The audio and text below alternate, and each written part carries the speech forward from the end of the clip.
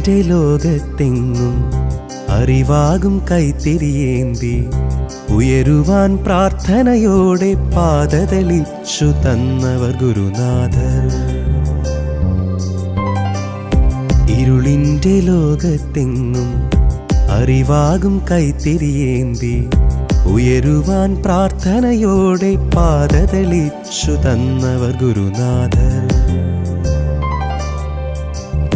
വിടരുവാൻ ഓരോ പൂവും കൊതിയോടെ വന്നെത്തും, പലതാകും വർണ്ണങ്ങൾ മഴവിൽ വിരിച്ചിടും, പിരിയാത്ത കൂട്ടുകാർ നാം.